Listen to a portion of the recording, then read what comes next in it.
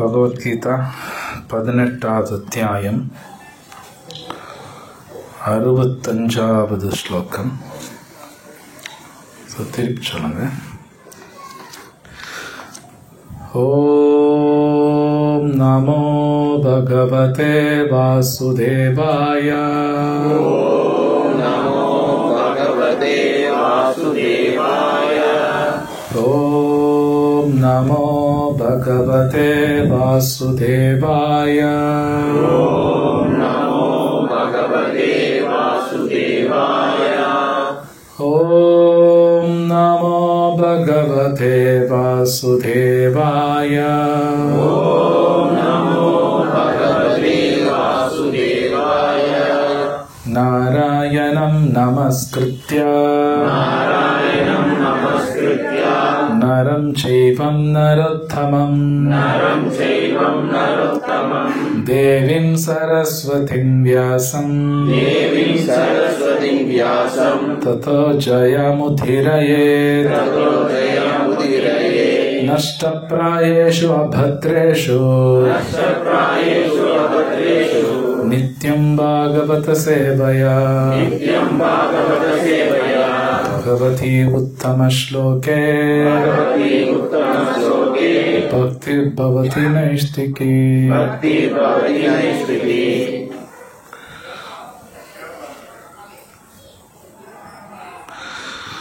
18வது அத்தியாயம் 65வது ஸ்லோகம். மன்மனா பவ மத்பக்தோ மத்யாஜி மாம் நமஸ்குரு மாமே வைஷ்யசி சத்யம் தே பிரதிஜானே பிரியோசி மே.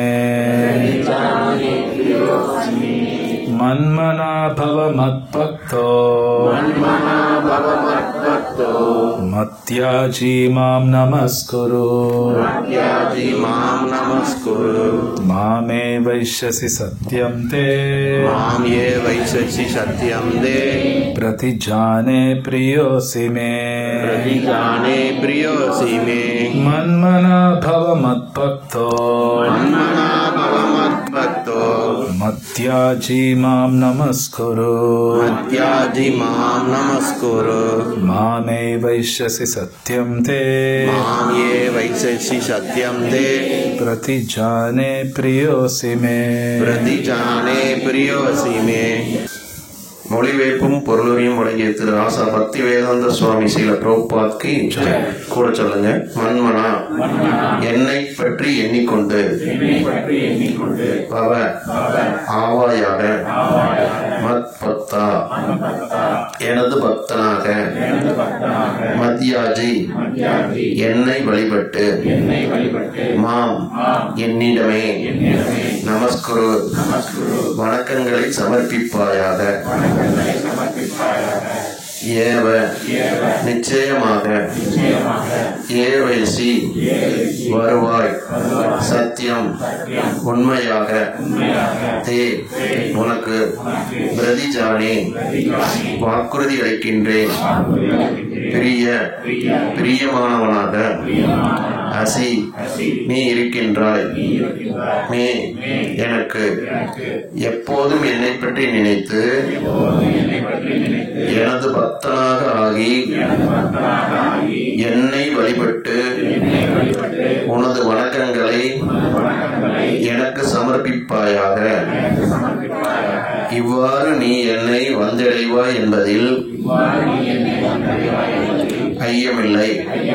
நீ எனக்கு மிகவும் பிரியமான நண்பன் என்பதால் இந்த சத்தியத்தை நான் உனக்கு அளிக்கிறேன். பொருளுரை: கிருஷ்ணரது தூய பக்தனாக ஆகி எப்போதும் அவரை பற்றியே நினைத்து அவருக்காகவே செயல்பட வேண்டும். இதுவே ஞானத்தின் மிக மிக ரகசியமான பகுதியாகும். கடமைக்காக தியானம் செய்பவனைப் போல ஆகிவிடக் கூடாது. கிருஷ்ணரை எப்போதும் நினைவு கொள்வதற்கு உகந்த வகையில் வாழ்வை அமைத்துக் கொள்ள வேண்டும். ஒருவன் தனது தினசரி செயல்கள் அனைத்தையும் கிருஷ்ணருடன் தொடர்புடையவையாக இருக்கும்படி செயல்பட வேண்டும். 24 மணி நேரமும் கிருஷ்ணரை பற்றி நினைப்பதை தவிர வேறு எதையும் செய்ய முடியாதவாறு அவன் தனது வாழ்க்கையை அமைத்துக் கொள்ள வேண்டும். இத்தகைய தூய கிருஷ்ண உணர்வில் இருப்பவர்கள் கிருஷ்ணருடைய இருப்பிடத்திற்கு நிச்சயமாக திரும்பிச் செல்வர் என்றும் அங்கு அவர்கள் கிருஷ்ணருடன் நேரடியான உறவில் ஈடுபடுவர் என்றும் பகவானை சத்தியம் செய்கிறார். அர்ஜுனன் கிருஷ்ணருக்கு பிரியமான நண்பன் என்பதால் ஞானத்தின் இந்த மிக மிக ரகசியமான பகுதி அவனுக்கு சொல்லப்பட்டது. அர்ஜுனனின் பாதையை பின்பற்றும் ஒவ்வொருவரும் கிருஷ்ணருக்கு பிரியமான நண்பனாக ஆக முடியும். அர்ஜுனன் பெற்ற அதே பக்குவத்தை அடைய முடியும். கிருஷ்ணரின் மீது, அதாவது இரு கரங்களில் புல்லாங்குழலையும் தலைமுடியில் மயிலிறகியும் தாங்கி நீல நிற மேனியில் அழகான திருமுகத்துடன் விளங்கும் உருவத்தின் மீது ஒருவன் தனது மனத்தை ஒருமுகப்படுத்த வேண்டும் என்று இந்த வார்த்தைகள் வலியுறுத்துகின்றன. பிரம்ம சமீதையில் இதே இலக்கியங்களிலும் கிருஷ்ணரை பற்றி வர்ணனைகள் காணப்படுகின்றன. கடவுளின் மூல ரூபமான கிருஷ்ணரில் ஒருவன் தனது மனதை நிறுத்த வேண்டும். பகவானின் இதர ரூபங்களின் மீது கூட அவன் தனது கவனத்தை திருப்பக்கூடாது. விஷ்ணு, நாராயணர், ராமர், வராகர் முதலிய பற்பல ரூபங்கள் பகவானுக்கு உண்டு. ஆனால் பக்தன் தனது மனதை அர்ஜுனனுக்கு முன்னால் இருந்த அந்த ரூபத்தின் மீது மட்டுமே ஒருமுகப்படுத்த வேண்டும். கிருஷ்ணருடைய ரூபத்தின் மீது மனதை ஒருநிலைப்படுத்துவதே ஞானத்தின் மிக மிக ரகசியமான பகுதியாகும். அர்ஜுனன் கிருஷ்ணருக்கு மிக மிக பிரியமான நண்பன் என்பதால் இது அவனுக்கு வெளிப்படுத்தப்பட்டது. ஹரே கிருஷ்ணா.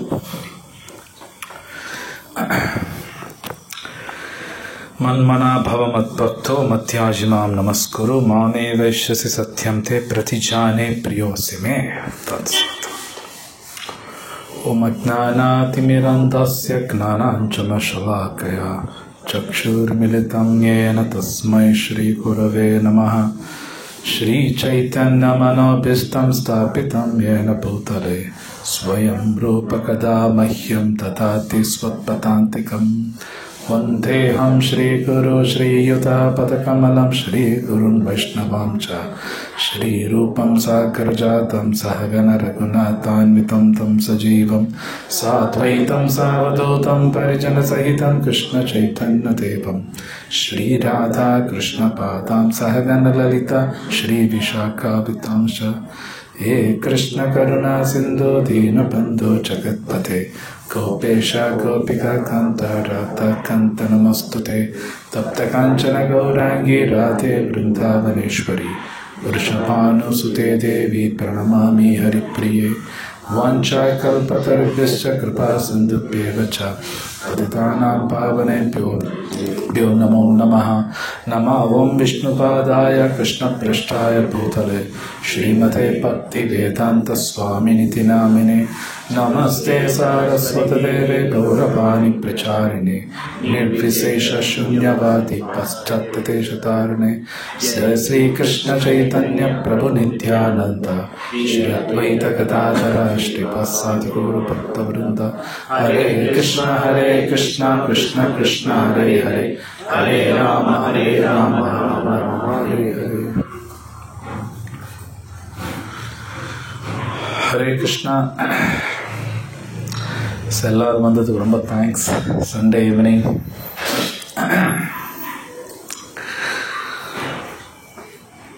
ஸோ இப்போ நம்ம பார்க்கக்கூடிய இந்த ஸ்லோகம் இதுக்கு அடுத்த ஸ்லோகம். இது 65வது ஸ்லோகம். இதுக்கு அடுத்தது 66. இந்த 2 ஸ்லோகம் ரொம்ப சீக்ரெட்டான ஸ்லோகம் சொல்லுவாங்க. ரொம்ப சீக்ரெட். படித்தா நமக்கு அப்படி தெரியாது. இது உண்மையிலே சீக்ரெட். ஏன் சீக்ரெட்டுன்னு நம்ம கொஞ்சம் பார்க்கலாம்.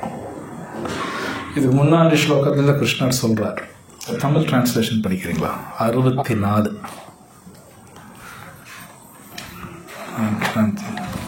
டிரான்ஸ்லேஷன்.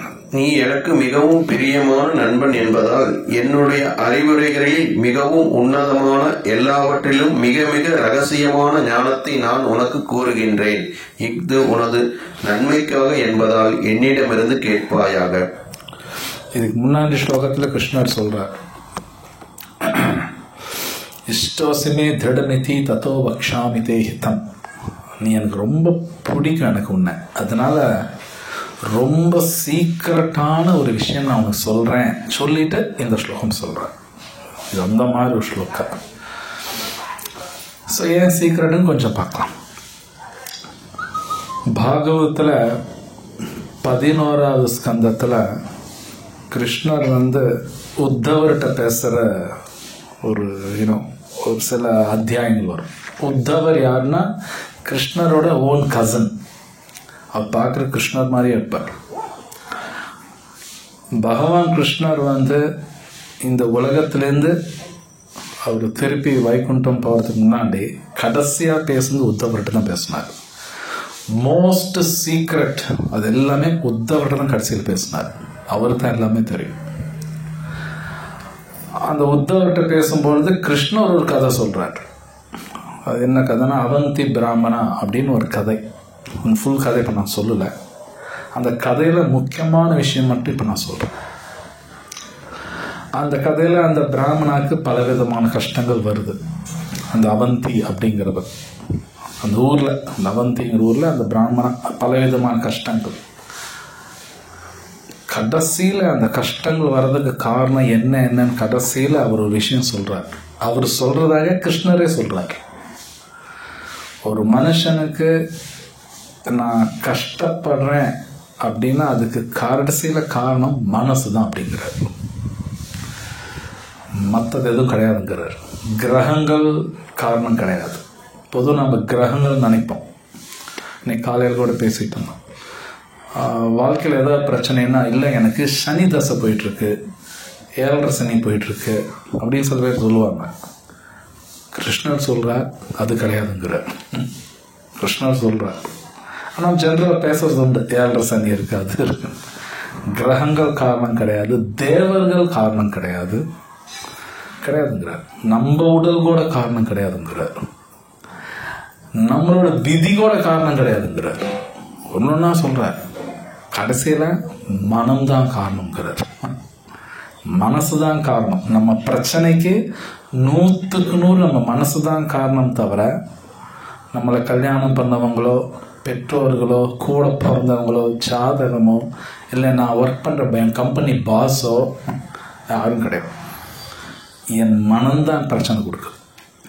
இது பகவானே பாகவத்தில் கொடுக்குறார். பகவத்கீதை கிருஷ்ணர் சொல்கிறார். உன் மனம் நண்பனாகவும் இருக்கும் எதிரியாகவும் இருக்கும். அதுவும் சொல்லியிருக்கார். பகவத்கீதையில் இருக்கு 6வது அத்தியாயத்தில். ஸோ இப்போது இந்த உலகத்தில் நம்மளே எடுத்துக்கோ, நாம் சொல்கிறபடி இந்த உடல் நடந்துக்குதா அப்படின்னு நீங்களே கேள்வி கேட்டுங்க. சத்தியமாக நான் சொல்கிற மாதிரி கேட்காது. யாருக்காவது வயசாகணும்னு இஷ்டம் இருக்கா? இல்லை யாருக்காவது வியாதி வரணும்னு இஷ்டம் இருக்கா? நோ. ஆனால் வருது இல்லை. ஏன்னா நான் சொன்னபடி இது கேட்காது. காரணம் இந்த உடல் என்னது கிடையாது. இது என்னது கிடையாது. நான் சொல்கிறபடி இந்த உடலெல்லாம் கேட்காது. அவர் கணக்கு இருக்குது. அது பகவான் ஒரு கணக்கு போடுறார். அது தந்தாப்புல இது போயிட்டு இருக்கும் தவிர நான் சொல்கிறபடி இந்த உடல் கேட்காது. காரணம் இந்த உடலே என்னது கிடையாது. இது இடத்துல என்னது கொடுக்கப்பட்டிருக்கு. என்னோட விதி எல்லாம் பார்த்து ஒரு கணக்கு போட்டு கிருஷ்ணர் கொடுக்குறார். அது மாதிரி நான் சொல்கிறேன், என் மனசுன்னு சொல்கிறோம் இல்லையா, மனசு நம்மளுதெல்லாம் கிடையாது, கொடுக்கப்பட்டிருக்கு. அது என்னது கிடையாது. நான் சொல்கிறபடி என் மனசெல்லாம் கேட்காது. அப்படியெல்லாம் ஒன்றும் கேட்காது. புத்தி இருக்கு இல்லையா, அதுவும் நம்மளுக்கு கிடையாது. அது நம்மளுதான் கிருஷ்ணர் கொடுக்குறார். அது உபயோகிக்கிறதுக்காக பகவான் நமக்கு அதெல்லாம் கொடுக்குறார். ஜஸ்ட் லைக் நான் ஒரு வாடகை வீட்டில் இருக்கேன். நான் வாடகை கட்டினாலும் வீடு என்னன்னு நான் சொல்ல முடியாது. அது ஓனரு தான். நான் வாடகை கட்டுறதுனால ஒரு செவர் எடுத்துட்டு இப்படி ஒரு செவரை போடனா ஓனர் ஒத்துக்க மாட்டார். அந்த வீட்டுக்குள்ளே வாடகைக்கு இருக்கேன் அவ்வளோதான். தவிர அந்த வீடு என்னன்னு நல்லா கிளைம் பண்ண முடியாது. அது மாதிரி இந்த உடலுக்குள்ளே இருக்கும். ஆனால் இந்த உடல் என்னது கிடையாது. யூஸ் பண்ணிக்கலாம், ஆனால் என்னது கிடையாது. மனசு அது மாதிரி தான், புத்தி அது மாதிரி தான். பகவான் நம்மளுக்கு கொடுத்துருக்காரு. அது யூஸ் பண்ணி இங்கேருந்து தப்பிக்கலாம், உண்மை தெரிஞ்சுக்கலாம். அப்படி தான் யூஸ் பண்ண முடியும். என் இஷ்டத்துக்கெல்லாம் என் மனசெல்லாம் ஒர்க் ஆகாது, அப்படியெல்லாம் ஆகாது. ஸோ கிருஷ்ணா 6வது அத்தியாயத்தில் இந்த மனசை பற்றி நிறைய பேசுகிறார். அது எதிரியாக இருக்கும், அப்புறம் அதை அடக்கணும்னா என்ன பண்ணணும். ஆனால் உண்மை இது, நம்மளால் மனசை அடக்க முடியுமானா இந்த உலகத்தில் யாராலையும் அடக்க முடியாது. நான் என் மனசை அடக்கிட்டேன்னு யாரும் சொல்ல முடியாது. ஆனால் மனசு ஒழுங்காக இருக்கணும்னா கிருஷ்ணரே அந்த சீக்ரெட் கொடுக்குறாரு. இந்த ஸ்லோகத்தில் சொல்கிறார், மன் மனா அப்படின்றார். இந்த மனசுங்கிறது அவருக்கு பகவான் கொடுத்தா மட்டும்தான் அது ஒழுங்காக வேலை பண்ணும். கொடுக்கலின்னு வைங்க, அது என்ன முடிச்சிடும், அது வேலை பண்ணாது. எனக்கு கிருஷ்ணரை பகவத்கீதை சொல்கிறார், இந்திரியானா மனசாஸ்மி. ஒரு இடத்துல சொல்கிறார், இந்திரியங்கள், இந்திரியங்கள்னு தெரியும் இல்லையா, 5 புலன்கள் ப்ளஸ் 6வது தான் மனசு. ஸோ அது மனுஷனுக்கு 6 அறிவும்பாங்க, மனசு இல்லையா. கிருஷ்ணர் சொல்கிறார், இந்திரியானா மனசாஸ்மி, இந்திரியங்கள் நான் மனம் அர்ஜுனாங்கிறார். அப்படின்னா மனசுங்கிறது பகவானோட சக்தி. அது அவரோட சக்தி. அந்த மனசு நமக்கு கொடுத்துருக்காரு, யூஸ் பண்ணிக்கோ அப்படின்னு. அது அந்த மனசை அவரு சொல்கிறபடி தான் நான் யூஸ் பண்ணுமோ தவிர ஏன் இஷ்டத்துக்கெல்லாம் யூஸ் பண்ணக்கூடாது. நான் யூஸ் பண்ணால் அடித்து துவைச்சி போட்டுருவான். ஜஸ்ட்டாக ஒரு வாடகை வீட்டில் இருக்கேன்னா ஓனர் சொன்னபடி தான் நான் கேட்கணும். அவர் சொல்லுவார், ஆணி அடிக்கக்கூடாது பேர், ஆணி அடிக்கக்கூடாது, வீட்டுக்கு ஒரு சொந்தக்காரன் வரக்கூடாதுமா, வீட்டு சொந்தக்காரன் வரக்கூடாது, சில கண்டிஷன்ஸ் போடுவான். அவங்க சொல்கிறபடி தான் நடந்தாங்க, வேறு வழி இல்லை. அது மாதிரி மனசுங்கிறது ஏன் இஷ்டத்துக்கெல்லாம் யூஸ் பண்ணக்கூடாது. ஆனால் எங்கன்னா நாம் அது பண்ணுறோம், அங்கே தான் பிரச்சனை வரும். இட்ஸ் நாட் தட் என் லைஃப்பில் வர பிரச்சனைக்கு மற்றவங்க கிடையாது. என் மனசை நான் கண்டபடி யூஸ் பண்ணுறதுனால அது என்னை போட்டு ஃப்ரை பண்ணுது, வடச்சட்டியில் போட்டு ஃப்ரை பண்ணுற மாதிரி என்னை பண்ணுது. நான் அது தப்பாக யூஸ் பண்ணுறதுனால இத்தனை பிரச்சனை வரும். ஸோ கிருஷ்ணர் ரொம்ப அழகாக சொல்கிறார், அதை எனக்கு கொடுத்துரு அப்படிங்கிறார். ஆனால் இதில் என்ன பிரச்சனைனா, இது உண்மை. சில பேர் கோடிக்கணக்கில் கூட கோயில்களும் கொடுப்பாங்க, ஒரு 100 கோடி கொடுத்துருவாங்க. மனசு கொடுக்கணும் கொடுக்க மாட்டான், மனசு மட்டும் கொடுக்க மாட்டான். 100 கோடி பணம் எடுத்து கொடுத்துருவான், வச்சுக்கோ டொனேஷன். மனசு கொடுக்க முடியாது அவனால். மனசு கொடுக்கறது அப்படின்னா எப்படி புரிஞ்சுக்கணும்னா, நம்மளோட செயல்கள் எல்லாமே பகவான் எப்படி ஆசைப்படுறாரோ அது மாதிரி செய்கிறது, அதுதான் மனசு கொடுக்குறது அர்த்தம். உதாரணத்துக்கு இந்த சினிமாலாம் காட்டுவாங்க, இப்போ எப்படி இருக்குன்னு தெரில. அந்த ஹீரோவுக்கு பிடிச்ச மாதிரி தான் ஹீரோயின்லாம் செய்வாள், அதே மாதிரி ஹீரோயின் பிடிச்ச மாதிரி ஹீரோலாம் செய்வான். அப்படின்னு அவளுக்கு பிடிக்குதான் நான் உனக்கு செய்கிறேன், எனக்கு பிடிக்கலான்னு செய்வான், உனக்கு பிடிச்சிருக்கா நான் செய்கிறேன் அப்படின்னு அவன் மனசு அவங்களுக்கு யாரை பிடிக்குதோ அது தந்தாப்பில் அந்த மனசு யூஸ் பண்ணுறாங்க. ஸோ கிருஷ்ணர் சொல்கிற, ஓகே அது எனக்கு கொடுத்துரு அப்படின்னா பகவான் சொல்கிறபடி என் மனசை நான் யூஸ் பண்ணணும், என் இஷ்டத்தை யூஸ் பண்ணக்கூடாது. ஆனால் நாம் எல்லாம் பண்ணுறோம். ஜஸ்ட் நான் வாடகை வீட்டில் உட்காந்துக்கிட்டு என் இஷ்டத்தை யூஸ் பண்ணுற மாதிரி. எனக்கு தெரியும், ஈரோட்டில் எனக்கு நல்லா தெரியும், ஒரு வயசானவங்க, அவங்க வீட்டில் அந்த வயசான அம்மா மட்டும்தான் இருப்பாங்க. வருஷத்தில் 6 மாதம் அமெரிக்கா போயிடுவாங்க, 6 மாதம் தான் இந்தியாவில் இருப்பாங்க. அவங்க வீடு கீழே இருப்பாங்க, மேலே வீடு வாடகைக்கு விட்டாங்க. வயசானவங்க மேலேயும் போக மாட்டாங்க. ஒரு 6 மாதம் அமெரிக்கா போனாங்க. என்ன பண்ணால் மேல் வீட்டுக்காரன் வாடகை இருக்கான், அவங்க ஒரு எக்ஸ்ட்ரா ரூமே கட்டிட்டான். உண்மையிலே இருந்தது, ஈரோட்டில் தான் இருந்தது. இவங்களுக்கு தெரியாது, அவன் ரூமை போட்டான். அப்புறம் என்னடா இவன் பாட்டு கட்டுறான், ஒத்துக்குவாங்க, ஒத்துக்க முடியாது. நீயா கட்டிக்குவ, அது என் வீடு. அதே வேலை தப்பு தான் நாமளும் பண்ணுறோம். என் மனசு கண்டபடி யூஸ் பண்ணுறேன். அது எதுக்காக யூஸ் பண்ணணுமோ பண்ணாமல் கண்டபடி யூஸ் பண்ணுறதுனால எனக்கு பிரச்சனை மேலே பிரச்சனை வருது. பிரச்சனை அது மெயின் ரீசன், அது வேறு ஒன்றும் கிடையாது. ஸோ கிருஷ்ணா கிளியராக 9வது அத்தியாயத்தில் சொல்கிறார், யத் கரோஷி யதஸ்னாசி யத் ஜுஹோஷி ததாசி யத் தபஸ்யசி கௌந்தேய தத்குருஸ்வ மதர்ப்பணம் அப்படின்னு. தத்குருஸ்வ மதர்ப்பணம், என்ன பண்ணாலும் ஏது பண்ணாலும் எனக்கு அர்ப்பணம் பண்ண. கிருஷ்ணர் எதை செஞ்சாலும் நான் சொல்றபடி செய் அப்படிங்கிறார். ஆனால் அது மாதிரி செய்யும்போது கொஞ்சம் வலிக்கும். அந்த நான் முன்னாடி சொன்னாலே மனம் பகவானுக்கு கொடுக்கும் பொழுது கொஞ்சம் வலிக்கும். லைக் அர்ஜுனாவுக்கு சண்டை போட இஷ்டம் கிடையாது, சுத்தமாக ஒரு இஷ்டம் கிடையாது. என்ன இப்படி சண்டை போடுறது? ஆனால் கிருஷ்ணர் விரும்புகிறாருனால சண்டை போடுறாரு. கொஞ்சம் வலியோடு தான் சண்டை போட்டார். இது மகாபாரதம் படிச்சிங்கன்னா வரும். அழுதுகிட்டெல்லாம் சண்டை போட்டார். என்னடா இப்போ தாத்தா கூட போய் சண்டை போடணுமா? ஏன்னா வளர்த்துருந்து அவர் தான். தாத்தா பீஷ்மர், குரு துரோணர் சண்டை அவர்கிட்ட தான் கற்றுக்கிட்டாரு. அவருக்கு எதிர்த்தாப்புல சண்டை போடணும் ரொம்ப கஷ்டமாக தான் இருக்கும். அப்படின்னா என்னென்னா, என் மனசுக்கு பலது பிடிக்கும், ஆனால் கிருஷ்ணா அது வேண்டாம் அப்படின்னா விட்டு கொடுத்தா வேறு வழி இல்லை. அதை விட்டு கொடுக்கும்போது வலிக்கும். ஓகே, ஜஸ்ட் லைக் டாக்டர் சொல்கிறாரு, இனிமேல் நீ சுகரே சாப்பிடக்கூடாது. ஆனால் எனக்கு அதுதான் பிடிக்குதே, எனக்கு ஜாமுன் பிடிக்கும், ஆனால் எனக்கு வியாதி வந்துருச்சு, நோ சாப்பிடக்கூடாது. அப்போ கஷ்டமாக தான் இருக்கும். அது மாதிரி பகவான் என்ன சொல்கிறாரோ அதை செய்யணும் அப்படிங்கும் பொழுது இனிஷியலாக கஷ்டமாக தான் இருக்கும். இது கிருஷ்ணரும் பகவத்கீதையில் இதே அத்தியாயத்தில் முன்னாடி சொல்கிறார். இது ஃபியூ ஸ்லோகாஸ் முன்னாடி கிருஷ்ணர் சொல்கிறார், அர்ஜுனா இந்த நல் விஷயங்கள் ஃபஸ்ட்டு செய்யும்போது கசக்கும் அர்ஜுனா, விஷம் மாதிரி இருக்குமாமா. கிருஷ்ணர் சொல்ல விஷமேவா பரிணாமே அமிர்தோபமம், அதுக்கப்புறம் அது நல்லா இருக்கும் அர்ஜுனாங்கிறார். கிருஷ்ணரே சொல்கிறார், முன்னாடி விஷம் மாதிரி தான் இருக்கும், அது போக போக அமிர்தம் பார்ப்பேன்.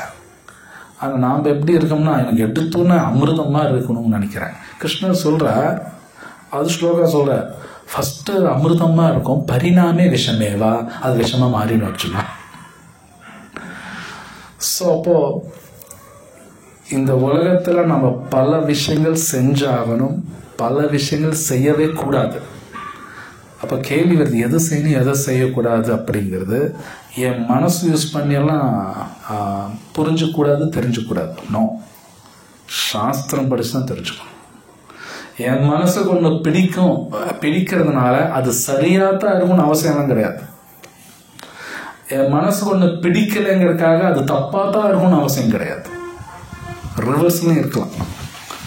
கிருஷ்ணர் சொல்கிறார், உன் மனசு யூஸ் பண்ணல நீ புரிஞ்சுக்காத.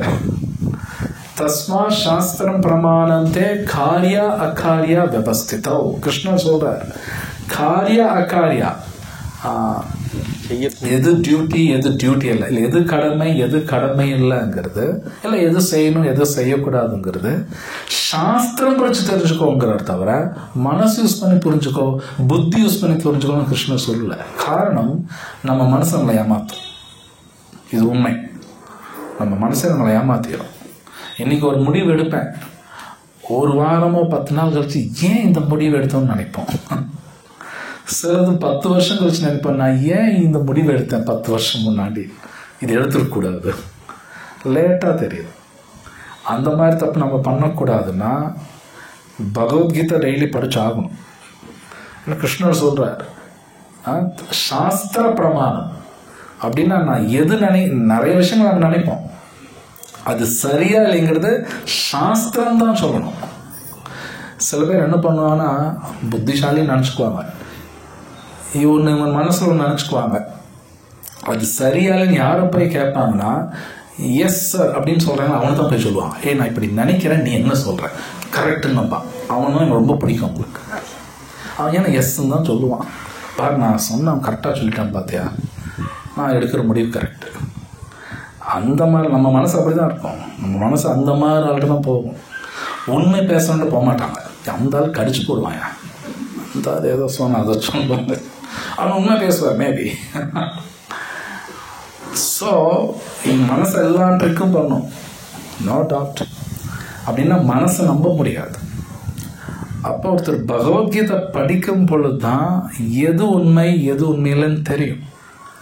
அப்படித்தான் நம்ம முடிவு எடுக்கணுமே தவிர என் மனசு சொல்லுது. நிறைய பேர் சொல்லுவாங்க, இல்லைங்க எனக்கு என்னமோ தோணுது, என் மனசு சொல்லுது. No, it's dangerous. நோ, மனசை ஏமாத்திடும். மனசு கிருஷ்ணர் கொடுக்கலைன்னா 100% ஏமாத்தும். 99 கிடையாது, 100% ஏமாத்தும். மனசு 100% கிருஷ்ணர் கொடுத்துட்டோம்னா அப்போ தான் ஏமாத்தாது, கரெக்டாக எல்லாம் போகும். எல்லாம் போகாது. ஸோ அதான் கிருஷ்ணர் சொல்கிறார், மனசை எனக்கு கொடுத்துரு. கிருஷ்ணரே சொல்கிறார். ஆனால் நான் முன்னாடி சொன்னபடி சில பேர் இடமெல்லாம் கொடுத்துருவாங்க, 100 கோடி 1000 கோடி வச்சு கோயிலுக்கு கொடுப்பாங்க, மனசு மட்டும் கொடுக்க மாட்டாங்க. ஏன்னா வலிக்கும். ஏன்னா அவங்களுக்கு பிடிச்சதே, அவங்களுக்கு பிடிக்கும் அது, ஆனால் செய்யக்கூடாதுன்னு சொல்லும்போது வலிக்கும் அது. ஆனால் செஞ்சு தான் ஆகணும். அர்ஜுனர் அந்த முடிவு எடுத்தார். வலிக்குது, தாத்தா கூட சண்டை போகணும், குரு கூட சண்டை போகணும், சொந்தக்காரங்க கூட சண்டை போகணும், 10 நாள் முன்னாடி அவங்களோட உட்காந்து நல்லா சாப்பிட்டுட்டு இருந்தேன், இப்போ அவனை போய் கொல்லணும். வலிக்கும். ஆனால் கிருஷ்ணர் சொல்கிற செஞ்சுதான் நீ தர்மத்தை நீ விடக்கூடாது. ஸோ நம்ம எல்லா லைஃப்பில் அந்த ப்ராப்ளம் வரும். நம்ம எல்லோரும் ஃபேஸ் பண்ணி தான், நம்ம ஃபேஸ் பண்ணாமல் இருக்க முடியாது. அப்போ பகவத்கீதை படிக்கும் பொழுது எனக்கு ஞாபகம் இருக்கு, ஒரு நபர் என்கிட்ட சொன்னார். நான் அவரை பார்த்து கேட்டேன், பகவத்கீதை படிக்கிறீங்களான்னு. இல்லைங்க, நான் படிக்கிறத நிறுத்திட்டேன் அப்படின்னாரு. ஏன் நிறுத்திட்டீங்கன்னா, அது படித்தா நான் வாழ்க்கையை பூரா தப்பே பண்ணுற மாதிரி தோணுதில்லை அப்படின்னாரு. அப்போ படிக்கணும் கண்டிப்பாக. நான் ஃபஸ்ட் டைம் படிக்கும்போது என்ன வாழ்க்கையில் ஒரு நல்ல காரியம் பண்ணது இல்லையாட்டிருக்கு. நான் எல்லாமே தப்பாக தான் பண்ணியிருக்கேன். நான் அந்த கில்ட்டி கான்ஷியஸ்னா தமிழ் என்ன, குற்ற உணர்வு, அது வரணும். அந்த கில்ட்டி கான்ஷியஸ் வரணும்.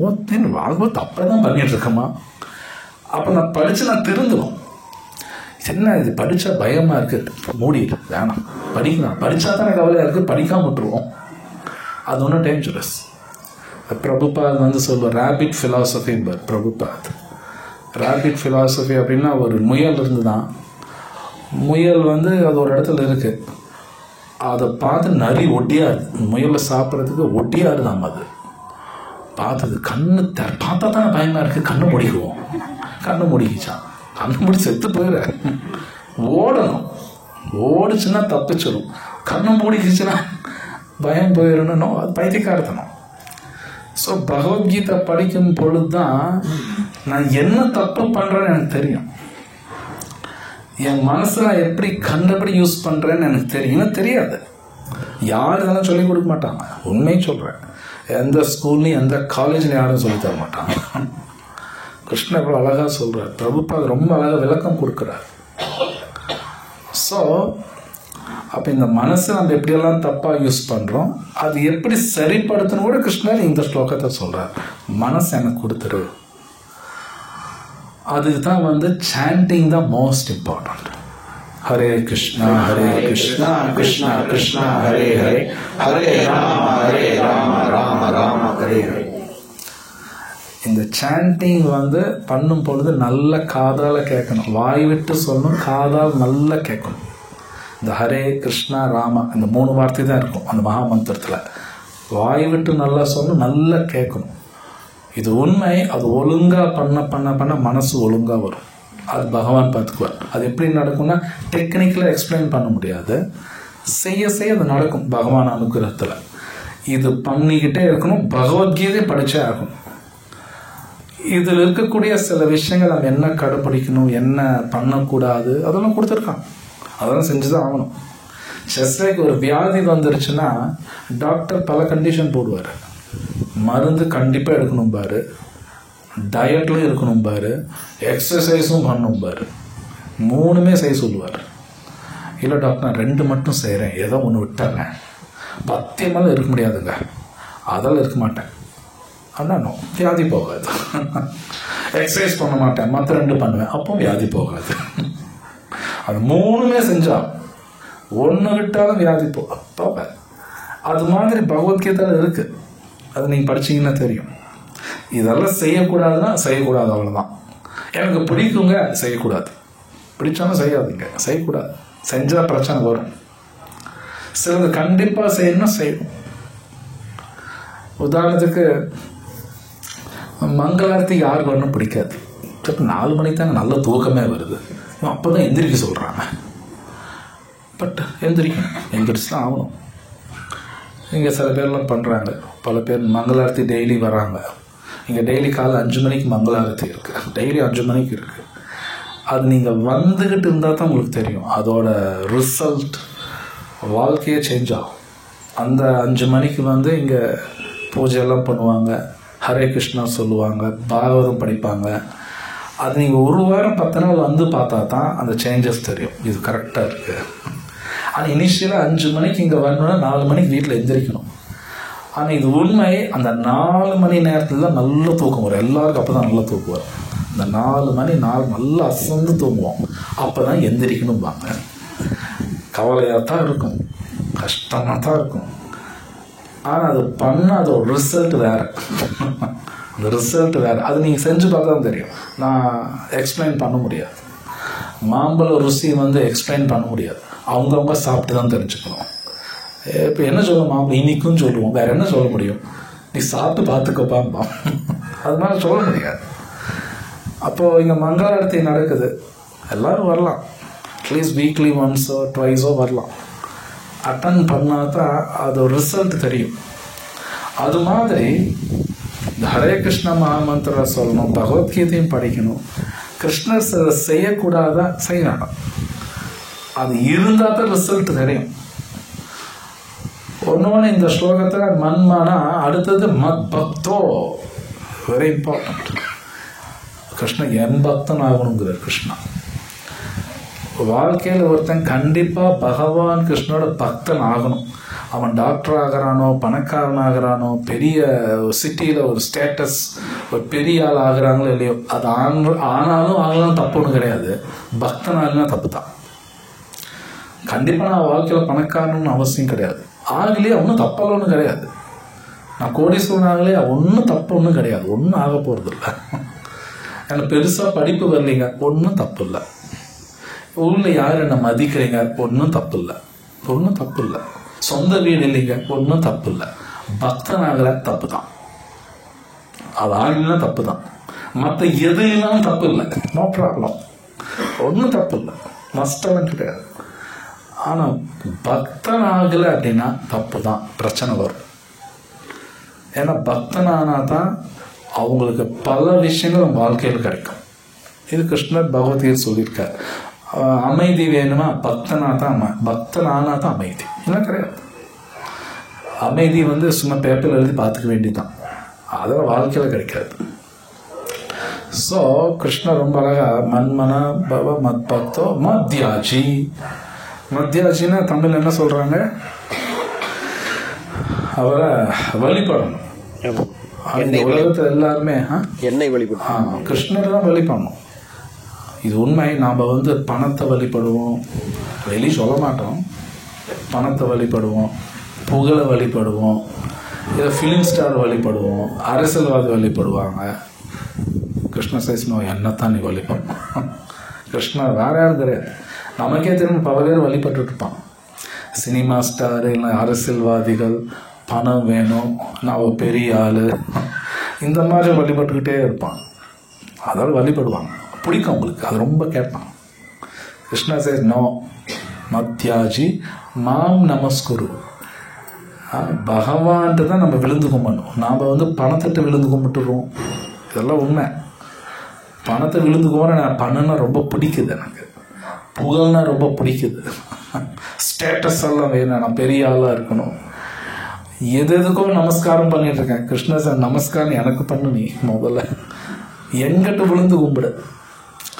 இன்றைக்கி நீங்கள் எந்த பெருமாள் கோவில் திவ்ய தேசமெல்லாம் போனீங்கன்னா, திருப்பதி கூட போனீங்கன்னா, பெருமாள் நின்றுட்டுருப்பார், இப்படி தான் வைப்பார், பார்த்துறீங்களா அப்படின்னு. என்ன, இங்கே தான் நீ விழுந்து கும்பிடணும், இதுதான் இடம். அவர் பாதத்தை காட்டி சொல்கிறார், மாமேகம் சரணம் விரச்சா, இங்கே தான் விழுந்து கும்பிடணும்.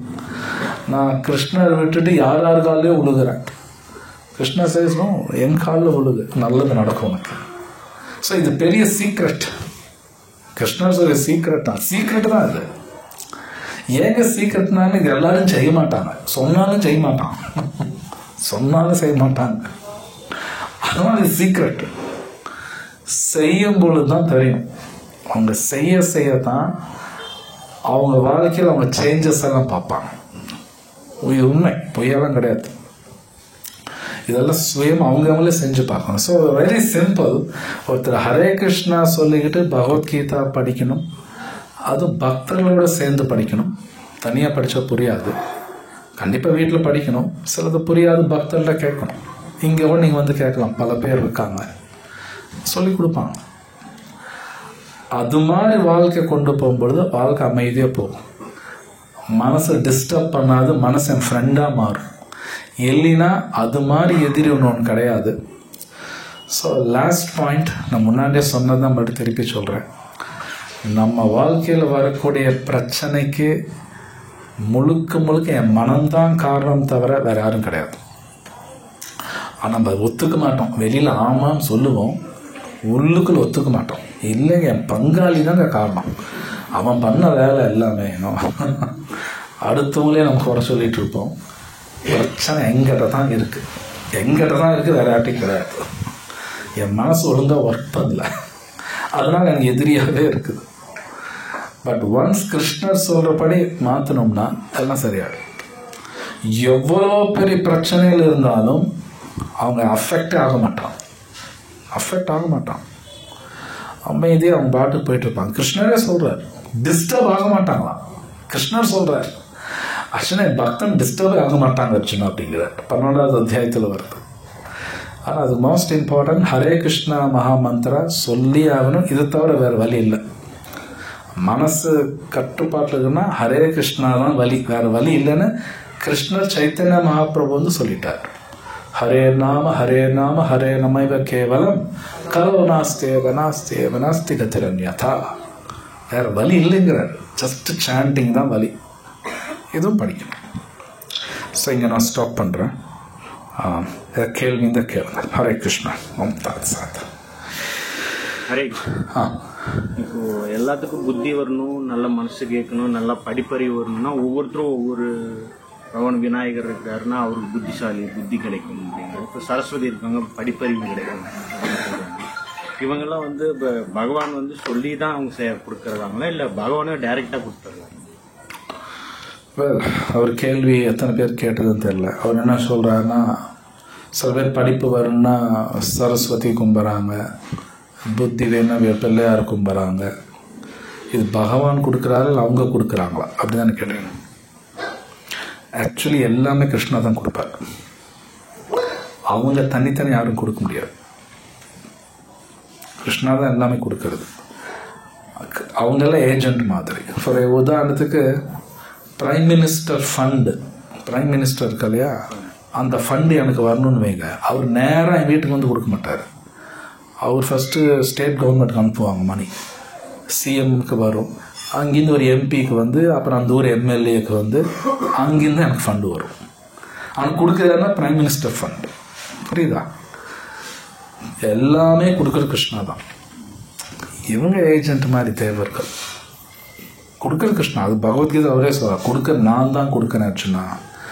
புத்தி ஆக்சுவலி கிருஷ்ணா தான் கொடுப்பார் எல்லாமே. இப்போ நடுவில் இவங்கெல்லாம் இருப்பான், தேவர்கள் அசிஸ்ட் பண்ணுவான். கொடுக்குறது கிருஷ்ணா தான். எல்லாமே அவர் தான் கொடுப்பார், வேறு யாரும் கொடுக்க முடியாது. அதனால் அந்த கிருஷ்ணா நேரடியாக வழிபட்டாலே போதும்.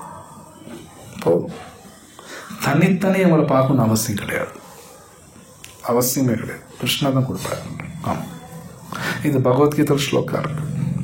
9வது அத்தியாயத்தில் வருது, 7வது அத்தியாயத்தில் இதெல்லாம் வருது. இந்த நீ கேட்ட கேள்வி அந்த ஸ்லோகமெல்லாம் இருக்கு. ஸோ வேற ஏதாவது கேள்வி இருக்குங்களா? பிரபுஜி, நம்மளோட மறுபிறவி நம்மளோட குழந்தைன்னு சொல்றாங்க. அதே மாதிரி சில பேருக்கு குழந்தை இல்லைன்னா அவங்களுக்கு அந்த பிறவியோட முடிஞ்சதுங்கிறாங்க. இது உண்மையா? அப்படியெல்லாம் எங்கேயும் கிடையாது. அப்படியெல்லாம் ஒன்றும் கிடையாது. சாஸ்திரத்தில் இந்த மாதிரி எங்கேயும் சொல்லலை. குழந்தை இல்லைன்னா அதுதான் கடைசி ஜென்மம், அப்படியெல்லாம் ஒன்றும் கிடையாது. நம்ம மறுபிறவி நம்ம குழந்தைங்கிறாங்க, அது உண்மைங்களா? மஸ்ட்டு கிடையாது. அது வந்து ஒரு பெரிய கருட புராணத்தில் இது பேசப்பட்டிருக்கு. அதில் எப்படி வரும்னா, அதாவது என்னை கல்யாணம் பண்ணிக்கிறாங்க ஒருத்தர், நம்ம குழந்தையாக பிறக்கிறது, யார் நம்மளை கல்யாணம் பண்ணுவாங்க, யார் குழந்தையாக வருவாங்கன்னு அதுக்கும் ஒரு கணக்கெல்லாம் இருக்குது. அது ஒரு பெரிய கணக்கு. அது சம்டைம்ஸ் அவங்க எதிரிகோ நம்மளை கல்யாணம் பண்ணுவோம் அடுத்த ஜென்மத்தில். கண்டிப்பாக அப்படி தான் வரணும்னு அவசியம் கிடையாது. ஆனால் அப்படி ஒரு கணக்கு இருக்குது. வந்து அவங்கள வாட்டுவாங்க. எதிரி நம்ம குழந்தையாகவும் பிறக்கலாம், அந்த மாதிரி. ஆனால் கண்டிப்பாக அப்படி தான் வரணும்னு அவசியம் இல்லை. அது நிறைய கணக்கு இருக்குது. இது ரொம்ப பெரிய கணக்கு. இதை நம்மளால் போட முடியாது. அது நம்மளால் போட முடியாது. கிருஷ்ணரே பகவத்கீதை கஹனோ கர்மனோ கதிஹி அப்படிங்கிறார். இந்த கர்மாங்கிறது புரிஞ்சுக்க ரொம்ப கஷ்டம்னு கிருஷ்ணரே பகவத்கீதை 4வது அத்தியாயத்தில் சொல்கிறார். கஹனானா டிஃபிகல்ட், புரிஞ்சு கஷ்டம் அர்ஜுனாங்கிறார். கிருஷ்ணருக்கெல்லாம் தெரியும், நம்மளால் முடியாது. ஸோ இதெல்லாம் நம்மளால் அடுத்த ஜென்மம் இங்கே இருக்கக்கூடாதுன்னா கிருஷ்ணாவுக்கு சரணாதி பண்ணால் மட்டும்தான் இங்கே இருக்காது. இங்கே இருக்காது, வைகுண்டத்தில் இருப்பான். அவ்வளோதான் தவிர எனக்கு குழந்தை இல்லைன்னா எனக்கு அடுத்த ஜென்மம் கிடையாது அப்படியெல்லாம் இங்கே சாஸ்திரத்தில் அப்படி சொல்லலை. அதன் நடுவில் இங்கே ஜாதக்காரெலாம் பாட்டு விடுறான், கேட்டிருக்கேன் அந்த மாதிரியா. அந்த மாதிரியும் கிடையாது. அடுத்த ஜென்மம் இருக்கக்கூடாதுன்னா கிருஷ்ணாவுக்கு சரணாதி பண்ணால் தான். இல்லை வேறு மாதிரி வரும், மனுஷனாக வர மாட்டேன், மிருகமாகவும் வரலாம், அப்படி வரலாம். அந்த கணக்கு போட முடியாது.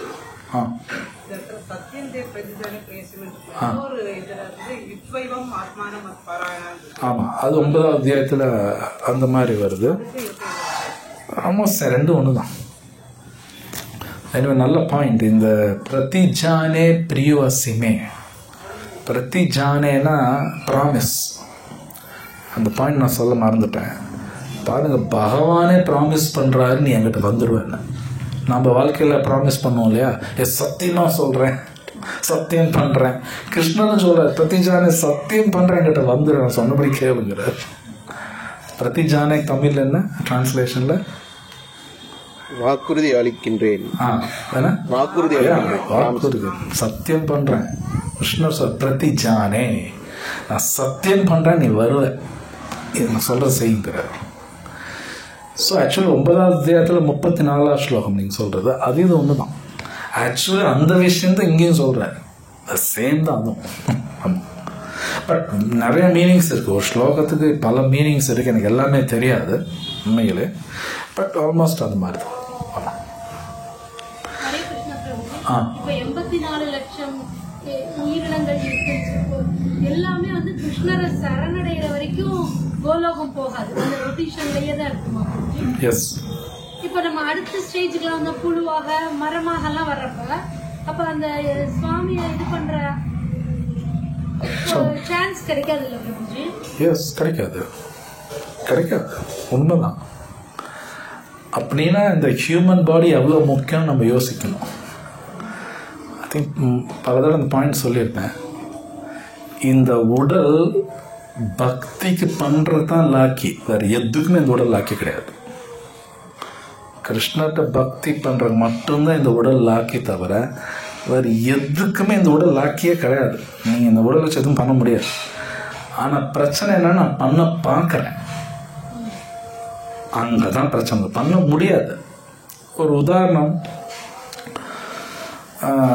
சில பேர் சாப்பாடு போட்டி வச்சுக்குவாங்க, யார் அதிக இட்லி சாப்பிடலாம் அப்படின்னு. பார்த்துருக்கீங்களா? அது வந்து மிருகத்தனம். சரி, மிருகம். ஆமாம், மிருகனால தான் நீங்கள் யானை வந்து ஒரு நாளைக்கு 100-200 கிலோ சாப்பிடும். அந்த மாதிரி ஆசைன்னா அந்த மாதிரி உடல் கொடுத்துருவாங்க. நல்லா சாப்பிடணும்னா இந்த உடல் வச்சு சாப்பிட முடியாது, யானை ஆகிடணும், இல்லை திமிங்கலம் ஆகணும். இந்த மனித உடலோட ஸ்பெஷாலிட்டி என்னன்னா, பக்தி பண்ணுறது புரிஞ்சுக்கலாம், கடவுள் யாரு நான் யாருன்னு புரிஞ்சுக்கலாம். அது வந்து இந்த உடலில் தான் சாத்தியம், மற்ற உடலில் சாத்தியம் கிடையாது. சில பேர் சாப்பாடுன்னு ரொம்ப பிடிக்கும்னா அது மிருகத்தனம் தான். அது யார் வேகமாக ஓடுறாங்க, ஒலிம்பிக்ஸ் பார்த்துறீங்களா, அதிகமாக ஓடுறவன் அது மிருகத்தனம். அவன் வேர்ல்டு சாம்பியன் தான். நாய் முன்னாடி கூட ஓட முடியாது, நாய் நம்மளோட வேகமாக ஓடும், அவன் வேர்ல்டு சாம்பியன் தான். ஸோ இதெல்லாம் மிருகத்தனம். ஸோ பத்ம புராணத்தில் கொடுத்துருக்காங்க. இந்த மனித உடல் ஸ்பெஷாலிட்டியை ஏன் மனுஷன் உயர்ந்தவன்னு சொல்கிறேன்னா, என்னால் கடவுள் பற்றி யோசிக்க முடியும், புரிஞ்சுக்க முடியும். வேறு எந்த ஜீவராசினாலும் முடியாது. அது ஒன்று தான் இந்த மனித உடலோட ஸ்பெஷாலிட்டி, வேறு எதுவும் கிடையாது.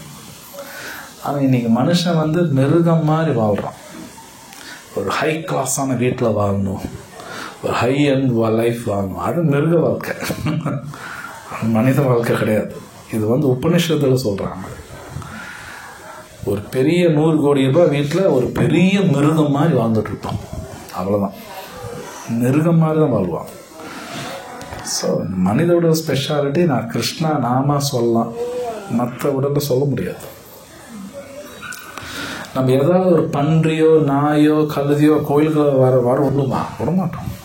மனித உடல் தான் உள்ள வரோம். மற்ற நேரத்துக்கு உள்ள விடுறது இல்லையா? சான்ஸ் கிடையாது. ஸோ இந்த மாதிரி உடல் கிடைச்சிருக்கு, இதை நான் மிஸ் பண்ணக்கூடாது. இது பிரகலாதன் சொல்கிறார், மானுஷ ஜென்மா துர்லபம் அப்படின்றாரு. சீக்கிரமாக இந்த உடல் கிடைக்காது. மிஸ் ஆச்சுன்னா அவ்வளோதான், மறுபடியும் எப்போ கிடைக்குன்னு தெரியாது. ஸோ மனித உடலில் வந்து இந்த பகவத்கீதை படிக்கலாம், கழுதைட்டம்னு படிக்க முடியாது. அப்போ ஒருத்தர் பகவத்கீதை படிக்கலைன்னா என்ன அர்த்தம்? அவன் கழுது தான். ஒரு ஹை கிளாஸ் கழுதை யாருன்னு கிடையாது, ஒரு ஹை கிளாஸ் மிருகம். Prabhupada's royal edition of an animal உம்பர், அப்படியே இருக்கு. ராயல் எடிஷன் பாகவத்தில் இருக்கு, royal edition of an animal. அவ்வளோதான். மனுஷன் ஒரு மிருகம் கோட்டு சூட்டு போட்டிருக்கு, பட்டு சேலை கட்டியிருக்கு, அவ்வளோதான். அது மிருகம், அது வேற ஒன்றும் கிடையாது. ஸோ வேற ஏதாவது கேள்வி இருக்குங்களா?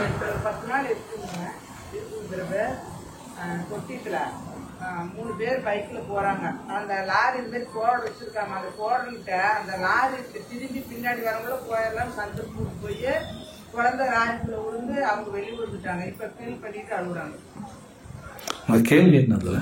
கேள்வி நான் மிருகத்தனமா நம்ம மிருகத்தனம் கடவுள் குறை சொல்றாங்க.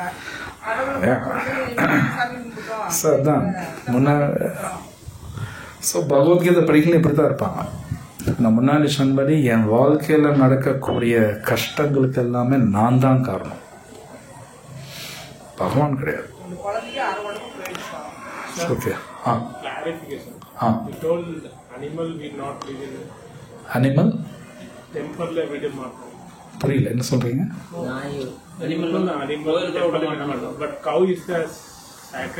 S, cow is sacred. But இருந்தாலும் கவ் உடம்பு கிடைச்சா நீங்க பகவத்கீதை படிக்க முடியாது.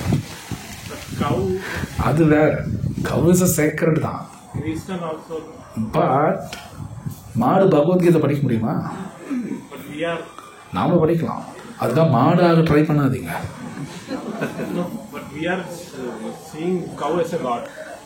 நோ, கவ் லார்டா பார்க்க மாட்டோம். No, cow is a sacred animal. லார்டா பார்க்க மாட்டோம். அது ஒரு சாஸ்திரம் நிறையா இருக்குது. ஏன்னா மாடு வந்து கொடுக்கக்கூடிய பால், பாகவத பிரபுபாத் எழுதுகிறார், பால் வந்து மனிதனின் அமிர்தம்ங்கிறார். நான் சொல்ல புரியுதா?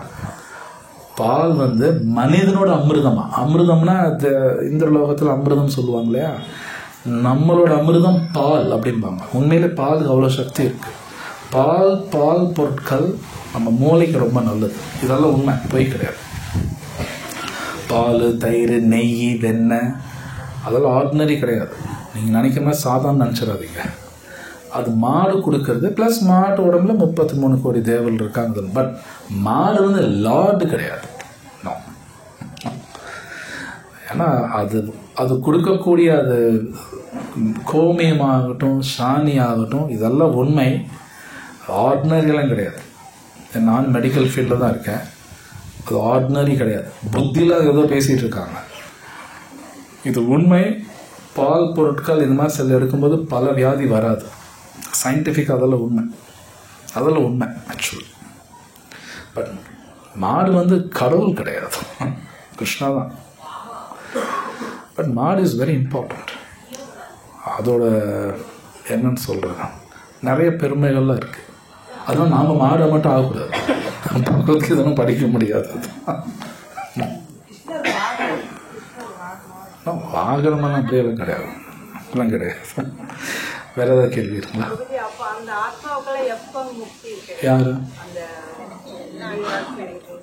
யாரு கேட்குறீங்க? இல்லை அவங்க என்ன சொல்றாங்க நீங்க சொல்றாங்க. அதுக்கு பரிமாணம் இருக்கும். அந்த உடல் விட்டதுக்கு அப்புறம் அதோட கர்மா பிரகாரம் என்ன உடல் கணக்கெல்லாம் இருக்கு. இந்த மாதிரி இருக்கு. கிருஷ்ண ஒரு கணக்கு வச்சிருப்பாரு, அது நமக்கு தெரியாது. பட் எல்லா ஆத்மாவும் ஏதாவது மனித உடல் கிடைக்கும். ஆனால் எப்போ கிடைக்கும் தெரியாது. ஆனால் கிடைக்கும், கண்டிப்பாக கிடைக்கும். ஆனால் எப்போ வரும் அந்த கணக்கு நம்மளால் போட முடியாது. இப்போ நமக்கு இந்த உடல் கிடைச்சிருக்கு இல்லையா, இது வேஸ்ட் பண்ணக்கூடாது, டைம் வேஸ்ட் பண்ணக்கூடாது, ஒழுங்காக யூஸ் பண்ணணும். நான் சினிமா பார்ப்பேன், சீரியல் பார்ப்பேன்னா சீரியல் போகிற மாதிரி என் லைஃப் இங்கேயே போயிட்டுருக்கும். பல கோடி ஜன்மம் இங்கே சீரியலாக போயிட்டுருக்கும். அது பார்த்துட்டு இதுவும் போகும். ஸோ கிருஷ்ணா கிளியராக சொல்கிறார், மொத்தம் அவருக்காக அதான் இந்த ஸ்லோகம் சொல்லுது, மொத்தம் என் வாழ்க்கையே கிருஷ்ணர் மறக்காத மாதிரி என் வாழ்க்கையை நான் மோல்டு பண்ணிக்கணும். அதுதான் புத்திசாலித்தம். ஆமாம். வேற ஏதாவது கேள்வி இருக்குங்களா? ஒரு நாளைக்கு 16 முறை சாண்டிங் பண்ணணும்னு சொல்றீங்க, அதை சொல்றாங்க. அது 16 தாட்டி பண்ணணும்னு அது என்ன ரூல்ஸ்? ஆக்சுவலி மினிமம் அது 16, மேக்ஸிமம் கிடையாது. ஆக்சுவலி 24 மணி நேரம் சாட் பண்ணணும். 24 மணி நேரம். பிரபுபாத் அமெரிக்காவில் இருக்கும்போது அமெரிக்கன்ஸ் ரொம்ப தான் இருந்தாங்க. சரி 16 மேலே மினிமம் சொல்லுங்க. மினிமம் தான், மேக்ஸிமம் இல்லை. பகவத்கீதை கிருஷ்ணர் சொல்கிறாரு 24 hours நீ என்னத்தான் நினைக்குங்கிறார். 24 hours சத்தத்தம் கீர்த்தயம் தோமா. சத்தத்தம்னா ஆல்வேஸ், 1 hour 2 hours இல்லை, சத்தத்தம். காலையில் நீங்கள் மங்களாரத்திக்கு வந்தீங்கன்னா சில ஸ்லோகம் சொல்லுவாங்க, கீர்த்தனைய சதா ஹரி.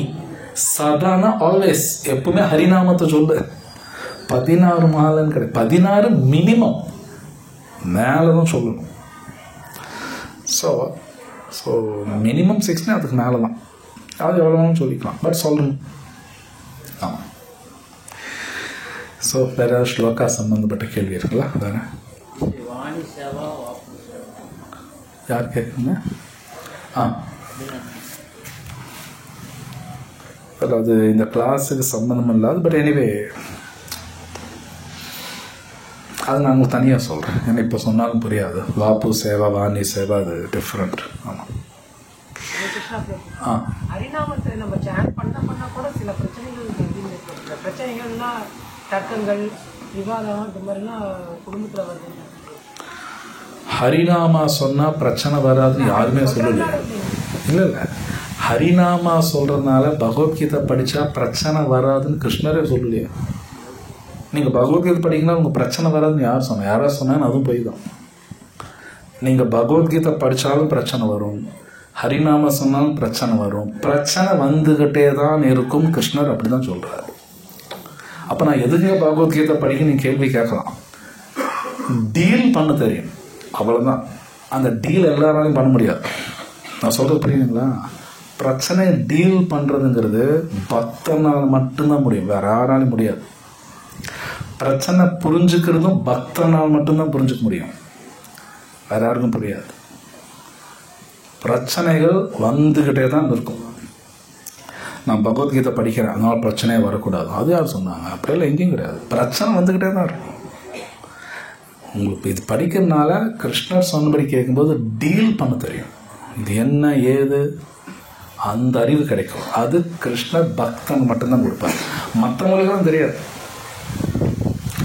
பகவத்கீதை படிக்கலைன்னா இது உண்மை, பிரச்சனையே இருக்காது, பிரச்சனை இருக்காதுன்னு நினச்சிக்குவான். புரியுதுங்களா? பிரச்சனையே இருக்காது, ஆனால் பிரச்சனை இருக்குன்னு நினச்சிக்குவாங்க. பைத்தியக்கார தானே அது. அடிக்கடி சொல்கிறது தான். இப்போ சொந்த வீடு இல்லைன்னு வைங்க, சொந்த வீடு இல்லைன்னா அது பிரச்சனைலாம் கிடையாது. ஆனால் நிறைய பேர் அது பிரச்சனைன்னு நினச்சிக்கிறாங்க. இல்லை, யாரும் என்னை மதிக்கிறது இல்லை. யார் மதிக்கலை? இங்கே இருக்கிறாங்க, அவனும் ஜெயில் கைதி. வேறு இப்போ ஜெயிலுக்கு போகிறோம், எங்கள் இந்த ஜெயில் கைதி என்னை மதிக்க மாட்டேங்கிறேன்னு ஜெயிலர்கிட்ட சொன்னால் 2 அறை விடுவான். ஆனால் ஜெயிலும் உன் பக்கத்தில் அவன் மதிக்கலைன்னா அது பெரிய, அவன் மதிக்கலைன்னு அவனும் ஜெயில், அவன் என் கூட தான் இருக்கான், அவனும் ஒரு கைதி தான். அவன் என்னை மதிச்சானா மதிக்கலைன்னு என்ன? ஸோ சொந்த வீடு இல்லைன்னா அது பிரச்சனையே கிடையாது. ஆனால் இன்றைக்கி நிறைய பேர் அது பிரச்சனையை எடுத்துக்கிறாங்கன்னா புத்தி போயிடுச்சுன்னு அர்த்தம். பகவான் கிருஷ்ணர்கிட்ட பக்தி பண்ணும் பொழுது தான் எது பிரச்சனைன்னு புரியும், அந்த பிரச்சனையோட சீரியஸ்னஸ் புரியும், எப்படி டீல் பண்ணும் தெரியும். பிரச்சனை வந்துக்கிட்டே தான் இருக்கும், வராமலாம் இருக்காது. நான் உட்காந்து கிளாஸ் சரி எனக்கெல்லாம் வரலின்னு நினைக்காதீங்க, எனக்கும் பிரச்சனைலாம் வருது, வராமலாம் கிடையாது. பகவத்கீதை படிக்கும்போது டீல் பண்ண தெரியும், அது எந்த அளவு சீரியஸ் ஆனது, அந்த புத்தி பகவான் கொடுப்பார். நீங்கள் யாருக்கும் அப்படி சொல்லிடாதீங்க, பகவத்கீதை படி பிரச்சனை வரும்னு சொல்லிடாதீங்க. அதெல்லாம் பொய். பிரச்சனை வரும், அர்ஜுனர் பகவத்கீதை பூரா கேட்டார். கேட்டதும் சண்டை போட்ட பையன் செத்து போயிட்டான். சரிங்களா? கேட்டதுக்கு அப்புறம் தான் நடக்குது இது. அபிமன்யா இறந்துட்டாங்க, திரௌபதி 5 பசங்க செத்துட்டாங்க. தென் பிரச்சனைலாம் வந்துட்டு தான் இருக்கும். ஆமாம். ஸோ பகவத்கீதை யாராவது இல்லைன்னா தயவுசெய்து இன்றைக்கே வாங்கிக்கோங்க. அதே மாதிரி சாண்டிங் இன்னிலேருந்தே ஸ்டார்ட் பண்ணுங்கள்.